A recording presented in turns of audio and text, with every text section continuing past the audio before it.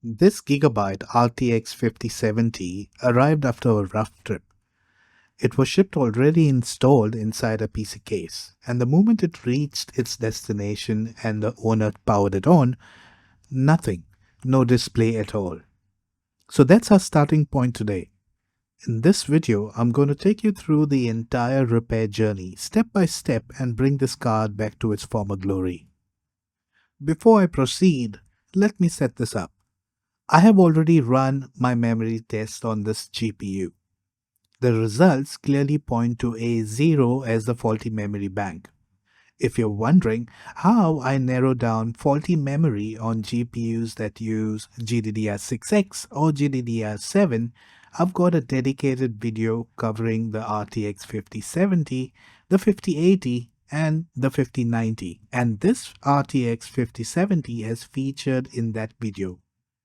Feel free to check it out later. It shows the whole identification process in detail, including reading which channel or bank is failing.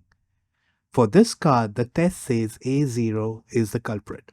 Now, because the card was damaged during shipping, two possibilities jump right on top of my list. Either there are cracked solder joints under the A0 memory module itself, or there are cracked solder joints under the GPU core that connect to A0. Either way, the only sensible path is to get full access to the PCB and have a proper look. So let's dismantle the GPU and get to work. As I open it up, I see that on this RTX 5070, Gigabyte has gone with thermal putty instead of the traditional thermal pads. That's an interesting design choice. It could be to save time during assembly or to avoid the measuring and matching of pad thickness. What do you think about that decision? Drop your thoughts in the comments, and I'd love to hear if you prefer putty or pads and why. For now, I'm going to remove the putty carefully, set it aside, and decide later whether I'll reuse or switch to pads.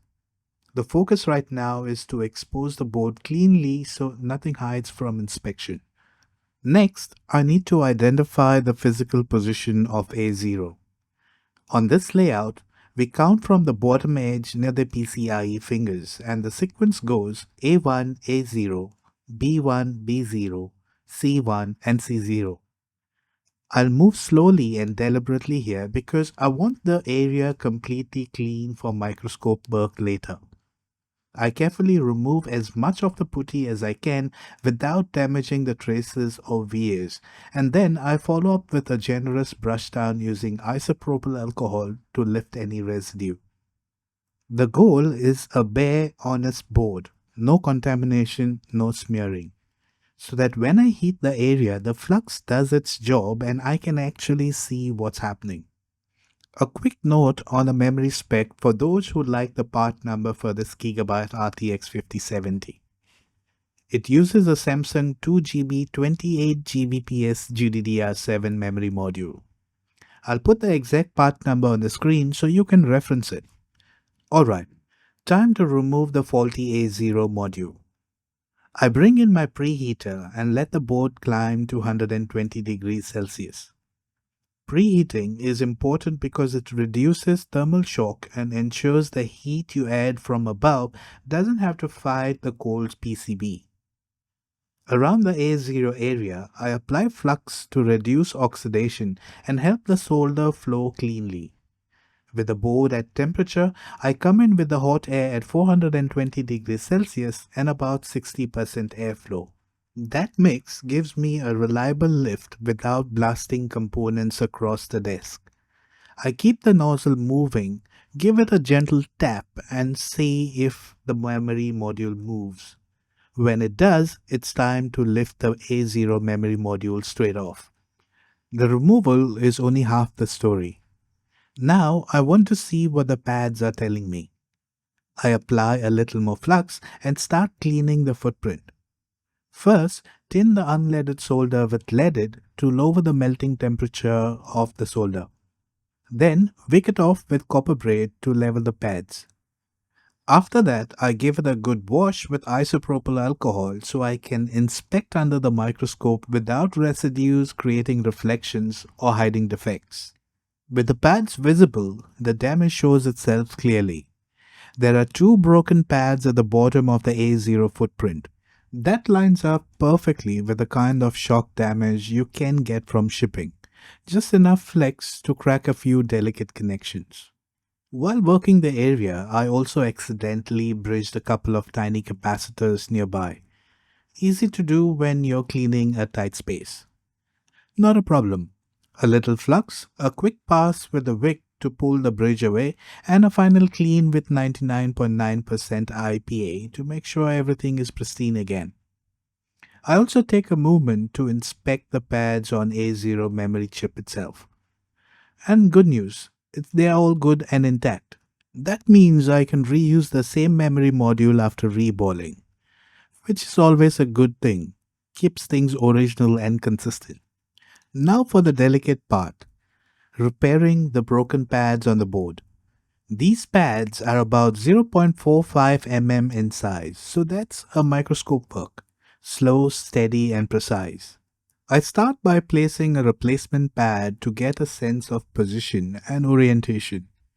Then, using a sharp blade, I carefully scrape the solder mask on the damaged trace to expose fresh copper, just enough for the tail to get a solid mechanical and electrical bond. I fill the pad hole with UV mask right up to the top. This gives the replacement pad a bed to sit in. I set the replacement pad into the wet UV mask, making sure it sits flat and aligned, and then I cure it with a UV lamp so it's locked in place. With the pad anchored, I align the pad's tail into the exposed copper, apply a touch of flux and solder it down. On the first attempt, the first pad lifts. That happens sometimes when the anchoring isn't quite perfect. I don't fight it. I shift focus and complete the second pad first. Clean the area again so I can see exactly what I'm doing. And then I redo the first pad. Top up the cavity with UV mask, place the pad properly, UV cure, then flux, and solder the tail again. This time it holds nicely. Once both pads are in and bonded, I cover the exposed copper with UV mask so they are protected from movement and oxidation. As a final step, I lightly tin the new pads and wick them. If anything was loose, it would reveal itself here. They stay solid, which tells me the repair is ready for assembly. Now that the footprint is sound, I turn back to the A0 module and reball it. Since its own memory pads are good, reusing it is the best part. I completed the reball, do a thorough isopropyl alcohol clean to remove any flux residue and set the chip aside while I prepare the board for install. For installation, I go back to the preheater at 120 degrees Celsius and I apply fresh flux to both the pads of the memory and the board. Alignment is everything here. I place the module gently, check all four sides, nudge it into perfect position, and once I'm happy with the alignment, I bring in the hot air at 420 degrees Celsius at about 60% airflow and let the solder do its work. You'll notice a subtle shift when it's right.